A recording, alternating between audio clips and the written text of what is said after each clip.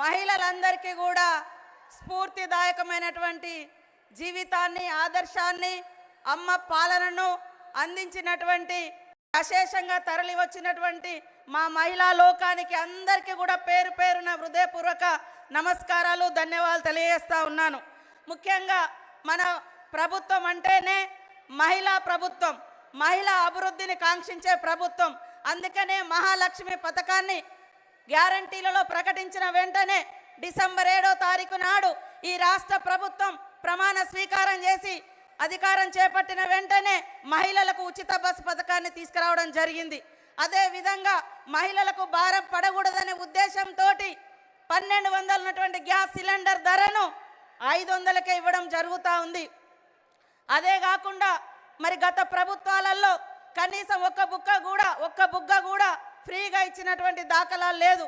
కానీ 200 యూనిట్ల కరెంటును ఈరోజు ప్రతి గృహానికి అందించి మహిళల మీద భారం పడకుండా చేస్తున్నటువంటి ప్రభుత్వం సీఎం రేవంత్ రెడ్డి గారి యొక్క ప్రభుత్వం. అందుకనే ఒక్కసారి ఆలోచించాల్సిన అవసరం ఉంది. మనం మార్చి 12వ తారీఖు నాడు హైదరాబాద్లో 1,00,000 మంది మహిళలతో ఆ రోజు మనం మీటింగ్ ఏర్పాటు చేసుకోవడం జరిగింది. బతుకమ్మ అంటే ఒక్కసారే వస్తుంది, కానీ ఈరోజు తెలంగాణలో ఉన్నటువంటి ఆడపడుచులకు ఇది 2వ బతుకమ్మగా మనం జరుపుకుంటా ఉన్నాం. ఆ రోజు మహిళలందరికీ మరి ఇన్సూరెన్స్ పెడతాం, ఏదైనా ప్రమాదంలో చనిపోతే 10 లక్షలు ఇస్తామని చెప్పడం జరిగింది సీఎం గారు. దాని ప్రకారంగా ఇప్పటి వరకు చనిపోయినటువంటి వారికి 35 కోట్ల రూపాయలను ఈరోజు చెక్కుల రూపంలో ఇవ్వడం జరుగుతుందని కూడా ఈ సందర్భంగా తెలియజేస్తా ఉన్నాను. ఇవాళ అంబేద్కర్ గారి యొక్క స్ఫూర్తి మా అందరికి ఉంది, మన ప్రభుత్వానికి ఉంది. ఏ ప్రపంచమైతే, ఏ దేశమైతే, ఏ సమాజంలో అయితే మహిళలు ప్రగతి పదంలో ఉంటారో ఆ సమాజం అభివృద్ధి చెందినట్టుగా, ఆ సమాజం అభివృద్ధి చెందిందనడానికి కొలమానిక మహిళా అభివృద్ధి. కాబట్టి దాన్ని లక్ష్యంగా పెట్టుకొని ఆ రోజు వైఎస్ఆర్ గారు మహిళల్ని లక్షాధికారులను చేయాలని పావుల వడ్డీ పథకం తీసుకురావడం జరిగింది. ఈరోజు సీఎం రేవంత్ రెడ్డి గారు 1 కోటి మంది మహిళలను కోటీశ్వర్లను చేయాలటువంటి లక్ష్యంతో ఇవాళ మహిళలందరికీ కూడా మరి బ్యాంకు లింకేజీలతో పాటు ఎలాంటి వడ్డీ మీ మీద లేకుండా ప్రభుత్వం భరిస్తూ ఉంది. ఈరోజు మహిళలందరికీ 21,446 కోట్ల రూపాయలను బ్యాంకు లింకేజ్ ద్వారా ఎలాంటి రూపాయి భారం, వడ్డీ భారం లేకుండా ఈరోజు మీకు చెక్కులు అందజేయడం జరుగుతూ ఉంది.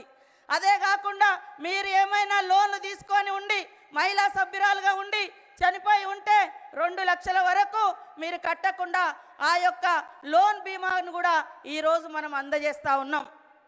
అందుకనే ఇప్పటి వరకు మహిళల మీద పడేటువంటి పేద మహిళలు ఇవాళ మేము బస్సు పెడితే అడ్డుకున్నారు. బీఆర్ఎస్ వాళ్ళు అడుగడుగున అడ్డుకున్నారు, ఎగతాళిగా వీడియోలు చేసి పెట్టిర్రు.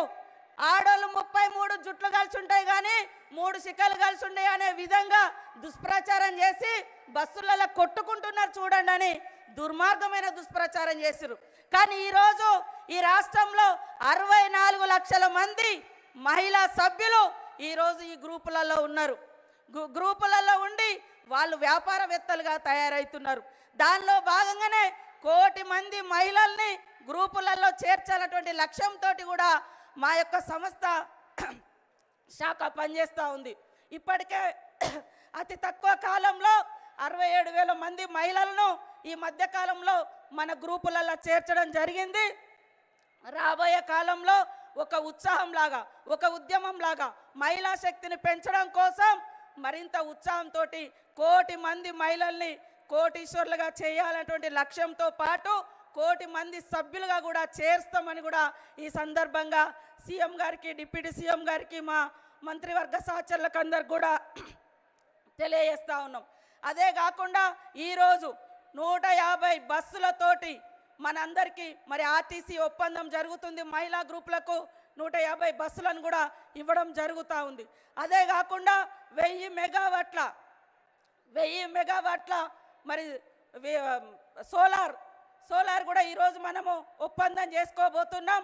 మహిళలకు 17 రకాల వ్యాపారాలను గుర్తించి ఇప్పటికే ఇందిరా మహిళా శక్తి ద్వారా అనేక క్యాంటీన్స్ కానీ ఈవెంట్ మేనేజ్మెంట్స్ కానీ ఇతరత్ర బిజినెస్లను కూడా ప్రోత్సహిస్తున్నటువంటి ప్రభుత్వం, మాట అంటే నిలబెట్టుకునే ప్రభుత్వం మన ప్రభుత్వం, సీఎం రేవంత్ రెడ్డి గారి ప్రభుత్వం అని ఈ సందర్భంగా తెలియజేస్తూ మనకు దాదాపుగా 3,000 కోట్లకు పైగా విలువ చేసేటువంటి సోలార్ విద్యుత్తును అందిస్తున్నటువంటి మరి డిప్యూటీ సీఎం గారికి బట్టి విక్రమార్కన్న గారికి కూడా ప్రత్యేక ధన్యవాదాలు తెలియజేస్తూ ఉన్నాం.